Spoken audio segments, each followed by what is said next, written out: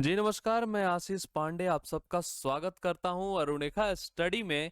और आज हम लोग करने वाले हैं 13 जनवरी 2023 का करंट अफेयर। और ये क्लास काफ़ी अच्छी क्लास होती है, आप सबको पता है। ये केवीएस एग्जाम के लिए स्पेशली डिज़ाइन किया हुआ है। पूरे यूट्यूब पे आपको केवीएस एग्जाम के लिए इतना अच्छा करंट अफेयर कहीं नहीं मिलने वाला है। नोट्स आपको साथ साथ बनाते रहना है। और साथ ही अगर आपकी डिमांड होगी तो मैं वीकली जो करंट अफेयर मैं निकालूंगा उसका पीडीएफ मैं आपको टेलीग्राम पे जरूर शेयर करूंगा।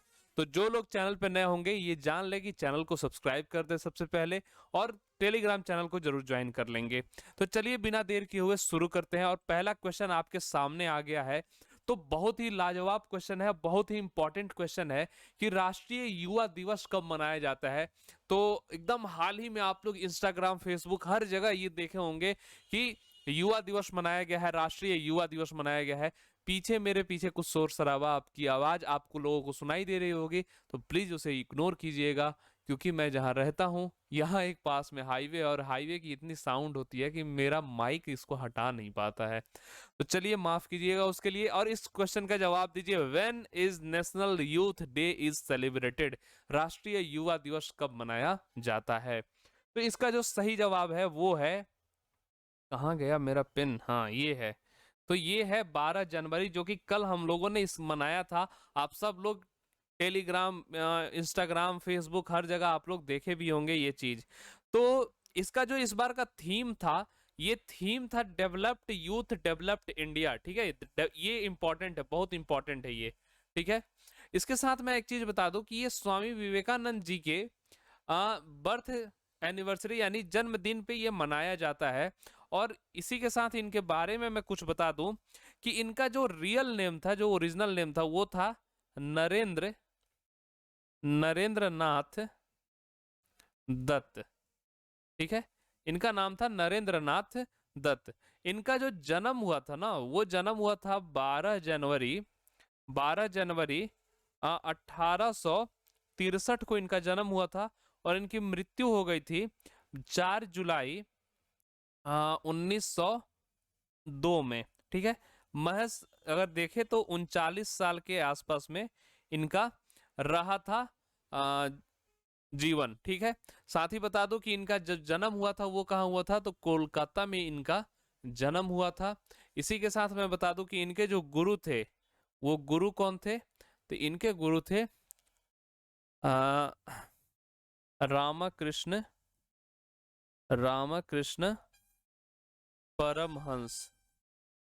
रामकृष्ण परमहंस। ठीक है, अच्छा इसी के साथ एक चीज और मैं बता दूं कि ये कहाँ स्पीच दिए थे जिसकी वजह से ये फेमस हुए थे। तो वो हुए थे शिकागो, शिकागो। ठीक, तो इतनी चीज आपको याद रहनी चाहिए। चलिए इसी के साथ हम लोग आगे बढ़ते हैं और अगले क्वेश्चन की तरफ आते हैं। अगला क्वेश्चन आपके सामने है, which state governor approved 30% women's reservation bill. अच्छा, किस राज्य के राज्यपाल ने 30% महिला आरक्षण विधेयक को मंजूरी दी है। ये स्टेट वाइज क्वेश्चन है, मतलब एक स्टेट गवर्नर के द्वारा ये किया गया है। ठीक है, तो सेंट्रल गवर्नमेंट पे ये ना सोचिएगा, ये किसी राज्य के राज्यपाल ने ऐसा किया है। ये काफी समय से इस पे बातें हो रही थी और फाइनली इसको मंजूरी मिल चुकी है। तो ये जो है इसका जो सही जवाब है वो है उत्तराखंड। उत्तराखंड इसका सही जवाब है। तो उत्तराखंड के राज्यपाल कौन है, वहां के गवर्नर जो हैं वो कौन है, तो लेफ्टिनेंट जनरल रिटायर्ड जो हैं वो हैं गुरमीत सिंह जी। गुरमीत सिंह जी के द्वारा ये क्या किया गया है, तो अप्रूवल दिया गया है। ठीक है, यहाँ पे ये चीज लिखी हुई है, आप लोग इसे पढ़ सकते हैं, हिंदी और इंग्लिश दोनों में दिया हुआ है। काफी मुझे प्रेशर किया गया कि हिंदी इंग्लिश सब रखिए, तो मुझे दोनों रखना पड़ रहा है। चलिए इसी के साथ मैं बता दूं कि जो उत्तराखंड के मुख्यमंत्री हैं, सीएम कौन है, तो पुष्कर सिंह धामी जी हैं यहाँ के मुख्यमंत्री। चलिए इसी के साथ मैं बता दूं कि हिमाचल प्रदेश के मुख्यमंत्री कौन है। तो हिमाचल प्रदेश के अभी रिसेंटली ही बने हैं, सुखविंदर नाम है इनका, सुखविंदर सुखविंदर सिंह सुक्खू। ठीक है, अच्छा यूपी के कौन है सीएम, तो योगी जी हैं। ठीक है, योगी आदित्यनाथ। और एमपी के हैं, मध्य प्रदेश के हैं कौन, शिवराज सिंह, शिवराज सिंह चौहान। ठीक है, शिवराज सिंह चौहान। ठीक, इतना आप लोग को मालूम होना चाहिए। चलिए आगे बढ़ते हैं, अगले क्वेश्चन की तरफ आते हैं। और अगला जो क्वेश्चन है वो है आपके सामने, केंद्र सरकार ने आरबीआई के डिप्टी गवर्नर के रूप में डॉक्टर माइकल देवव्रत पात्रा, ठीक है, का कार्यकाल कितने वर्षों के लिए बढ़ाया है? The central government has extended the tenure of doctor Michael Devpatra as a deputy governor of the RBI for how many years? ठीक है, तो इसका जो सही जवाब है आप लोग बताएंगे कि ये जो माइकल साहब जो हैं, इनका जो कार्यकाल था ये पहले 3 साल के लिए कार्यकाल था। और ये हुए थे कब थे? तो ये हुए थे 2020 में, 2020 15 जनवरी 2020 में इनका उस पे नियुक्त हुए थे, उस पद पे। और 3 साल के लिए नियुक्त किए गए थे, लेकिन इनका कार्यकाल बढ़ा दिया गया है। तो वो कितने साल के लिए बढ़ाया गया है? तो 1 साल के लिए इनका कार्यकाल बढ़ा दिया गया है। तो 1 साल के लिए इनका कार्यकाल क्या है, तो बढ़ा दिया गया है। और यहाँ पे मैंने बताया ही है कि ये 15 जनवरी 2020 को सबसे पहले संभाले थे। तो 14 जनवरी को इनका पुराना कार्यकाल खत्म हो रहा है, और फिर 15 जनवरी से 1 साल के लिए, 1 साल के लिए इनका कार्यकाल दोबारा शुरू हो रहा है। वहीं मैं बता दूं कि आरबीआई के जो गवर्नर हैं उनका नाम है शक्तिकांत दास। ठीक है, तो आरबीआई का हेडक्वार्टर कहाँ है? तो आरबीआई का हेडक्वार्टर है मुंबई। ठीक है, आरबीआई का हेडक्वार्टर है मुंबई। अच्छा, एक चीज आपको मैं बता दूं, ये मुंबई हुआ कैसे? तो सबसे पहले जब आप लोग जानते हैं 1935 में इसकी स्थापना हुई थी, तब इसका जो हेडक्वार्टर था तब वो था कोलकाता में। ठीक है, कोलकाता में था। लेकिन 1937 में इसका हेडक्वार्टर जो था वो आ गया कहाँ? तो मुंबई में आ गया। तो सबसे पहले 1935 में कोलकाता में इसकी हेडक्वार्टर थी, स्थापना जो हुई थी कोलकाता में हुई थी, हेडक्वार्टर भी कोलकाता में था, लेकिन उस 1937 में ये मुंबई आ गया था। चलिए आगे बढ़ते हैं, अगले क्वेश्चन पे आते हैं। अगला क्वेश्चन है, who has own the men's single Adelaide international one title 2023? पुरुषों का एकल एडिलेट इंटरनेशनल एक खिताब 2023 किसने जीता है? Novak Djokovic, Rafael Nadal, Roger Federer, Alexander. ये आपको 4 ऑप्शन है यहाँ पे, तो इसमें से आपको सही जवाब बताना है। तो जैसा कि आप लोग जानते हैं मेरे ये फेवरेट है नोवाक जोकोविक, इसके सही जवाब है। ठीक है, इन्होंने कहा किसको हराया है? तो इन्होंने हराया है किसे? तो सेबेस्टियन कोर्डा को हराया है। यहाँ पे लिखा हुआ है वो चीज, आप लोग यहाँ पे देख सकते हैं। तो चलिए इसी के बाद इनकी बता दे कि ये कहाँ से बिलोंग करते हैं। तो ये बिलोंग करते हैं कहाँ से? तो सर्बिया से ये बिलोंग करते हैं। राफेल नडाल के बारे में बता दे, तो राफेल नडाल जो है ये स्पेन से बिलोंग करते हैं। वही रोजर फेडरर जो है कि अब तो ये खेलना छोड़ दिए हैं, ये स्विस प्लेयर है, स्विट्जरलैंड के हैं। वहीं ये बता दे अलेक्जेंडर जो है ये जर्मन प्लेयर है। कहाँ से है? तो जर्मनी से हैं। ठीक है, तो ये चीज आपको जानना चाहिए।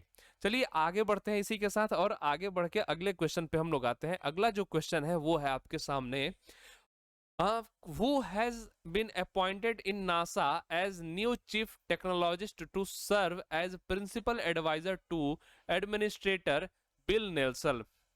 बिल नेल्सन जो है नासा के हेड हैं, उनके एडवाइजर के रूप में, प्रिंसिपल एडवाइजर के रूप में कौन सर्व करेंगे, कौन अब नियुक्त किए गए हैं? उनका जो पोस्ट का नाम होता है वो होता है चीफ टेक्नोलॉजिस्ट। ठीक है, तो ये नासा में किसे अपॉइंट किया गया है?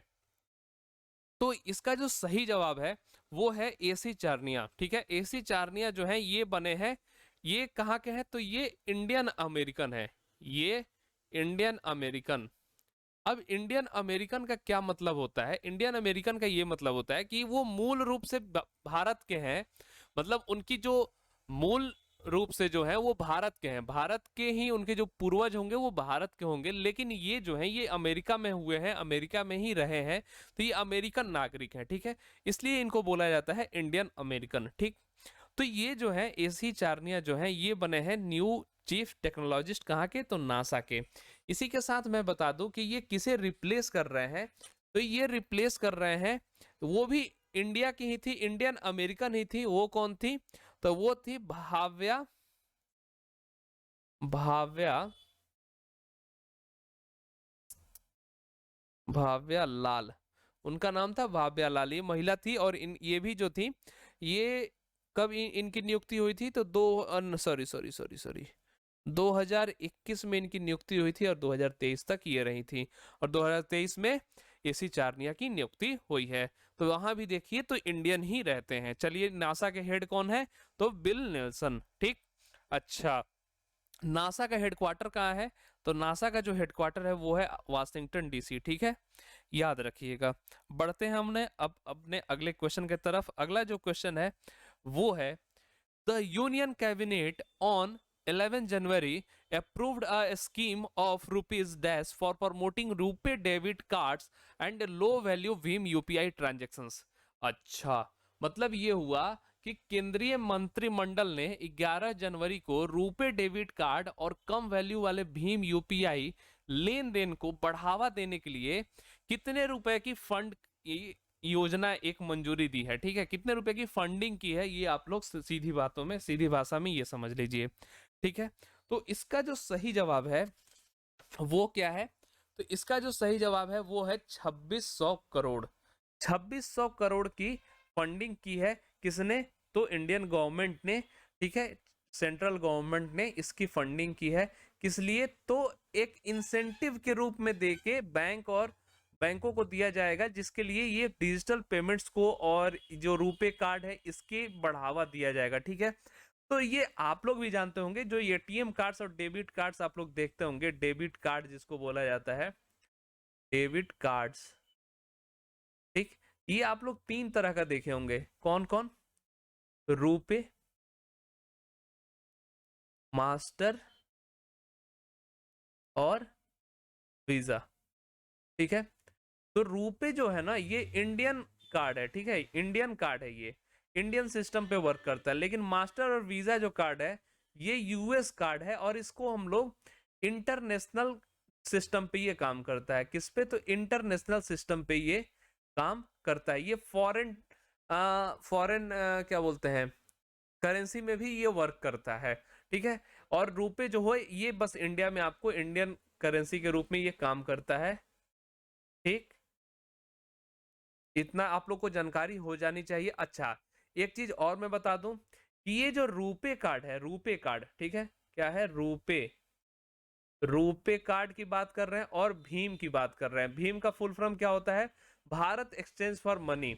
ये दोनों किसके द्वारा बनाया गया है, तो ये बनाया गया है एनपीसीआई। अब एनपीसीआई का मतलब क्या होता है, तो एनपीसीआई का मतलब देख लीजिए, नेशनल, ये सब आपको याद रखना होगा, ये एग्जाम में पूछा जाता है। ये ऊपर लिख देगा, ये क्वेश्चन ऊपर लिख देगा, नीचे आपसे पूछ देगा कि एनपीसीआई का फुल फॉर्म बता दो।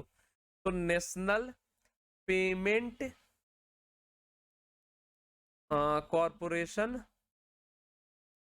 National payment corporation of India. ठीक है, national payment corporation of India इसका नाम है। ठीक है, इसकी हेडक्वार्टर कहाँ है, हेडक्वार्टर भी आप लोग जान लीजिए कहाँ है, मुंबई। कहाँ पे है, मुंबई में इसका हेडक्वार्टर है। चलिए, इसी के साथ हम आगे बढ़ते हैं और अगले क्वेश्चन की तरफ आते हैं। अगला क्वेश्चन आपके सामने है, who launched the book titled braving a viral storm India's covid vaccine story in new Delhi. मतलब नई दिल्ली में एक किताब लॉन्च की गई है और किताब का जो नाम है वो है who braving a viral storm Indian covid vaccine story नामक की किताब लॉन्च की गई है। ये किसके द्वारा लॉन्च किया गया है, तो इसका जो सही जवाब है वो है मनसुख मांडविया। मनसुख मांडविया द्वारा ये किया गया है।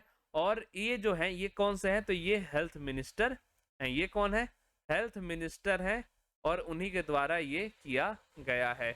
चलिए, इसी के साथ इसके ऑथर का नाम भी यहाँ पे लिखा हुआ है, ये देख लीजिए आप लोग। आगे बढ़ते हैं, अगले क्वेश्चन पे आते हैं हम लोग।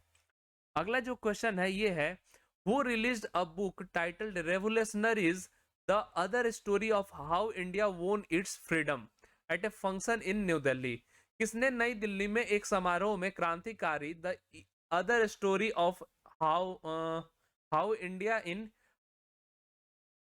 How India own it's freedom, ये नाम है, हिंदी में कुछ गलत लिख दिया गया है, इस नाम की किताब की लॉन्च किसने किया है, मतलब रिलीज कौन किया है? तो इसका जो सही जवाब है वो है अमित शाह। अमित शाह इसका सही जवाब है और उन्होंने ही इसे लॉन्च किया है। और इसके जो ऑथर का नाम है वो है संजीव सयाल। ठीक है, इसमें इंडिया की जो क्रांति वाली जो स्वतंत्रता संग्राम जो हुई थी उसके बारे में बात की गई है। आगे बढ़ते हैं, अगले क्वेश्चन पे आते हैं। अगला जो क्वेश्चन है वो है which state has break the Guinness world record for goal scores. मतलब ये क्या हुआ है कि एक स्टेट में पेनाल्टी गोल करने के लिए एक आयोजन किया गया था और 12 घंटे ये चला था। 12 घंटे में इतने पेनाल्टी गोल हुए हैं कि ये गिनीज वर्ल्ड रिकॉर्ड बन गया है। और ये किस स्टेट में हुआ है? तो ये हुआ है कहाँ पे? तो ये हुआ है केरला में। केरला में जो पैनाड स्टेडियम है वहां पे ये हुआ है और सुबह 7:38 पे ये शुरू हुआ था और शाम को 7:38 पे ये खत्म हुआ। और उस बीच में यहाँ पे कितने गोल्स हुए? तो 4500 पेनाल्टी गोल्स किया गया है। इसके पहले 2500 का रिकॉर्ड था, तो वो किसके पास था? तो वो जर्मनी के पास ये रिकॉर्ड था। अभी ये किसके पास है? तो केरला के पास है। तो चलिए इसी के साथ आगे बढ़ते हैं, अगले क्वेश्चन की तरफ आते हैं। और मैं जल्दीबाजी में इसलिए कर रहा हूं क्योंकि मेरे लैपटॉप की बैटरी खत्म हो रही है और मुझे जल्दी से सेशन कंप्लीट करना है। चलिए नेक्स्ट क्वेश्चन है, national road safety week is celebrated every year from. एक सप्ताह पूरा चलता है, किसके लिए चलता है? तो ये रोड सेफ्टी के लिए चलता है। तो इसका नाम जो है वो है नेशनल रोड सेफ्टी वीक। ठीक है, तो ये कब से कब मनाया जाता है? हर साल मनाया जाता है। तो इसका जो सही जवाब है वो है 11 जनवरी से लेकर 17 जनवरी तक ये चलता है। और ये सबसे पहले कब शुरू हुआ था? तो 1989 में ये सबसे पहले शुरू हुआ था। इस साल इसका कोई थीम नहीं है, इसका थीम इस साल कुछ नहीं है, लेकिन लास्ट ईयर इसका थीम था, क्या था? तो रोड सेफ्टी जीवन रक्षक। ठीक है, ये इसका थीम था। अच्छा, ये किसके द्वारा मनाया जाता है? तो ये मनाया जाता है ministry of road transport and highway. ठीक है, और इसके ऑफिस होल्डर कौन है? इसके मंत्री कौन है? तो नितिन गडकरी जी इसके मिनिस्टर हैं। ठीक है, तो उम्मीद करता हूं कि यहां तक आप लोग समझ गए होंगे। यह हमारा आखिरी क्वेश्चन था। और जो लोग चैनल पे नए होंगे उनको मैं बता दूं कि हमारा टेलीग्राम, इंस्टा और फेसबुक पेज भी है। लिंक जो है डिस्क्रिप्शन में दिया हुआ है, तो आप जाके वहां से ज्वाइन कर लेंगे क्योंकि आपको यहाँ पे सारी अपडेट्स और मटेरियल्स मिलते रहते हैं। इसी के साथ वीडियो को हम लोग अब खत्म करेंगे, लेंगे आपसे छुट्टी। और ये जो नए होंगे यहाँ चैनल पे वो लोग चैनल को सब्सक्राइब कर लेंगे, वीडियो को लाइक और शेयर सभी लोग करेंगे। मिलते हैं आपसे अगले वीडियो में, तब तक के लिए tata bye bye and thank you. जय हिंद।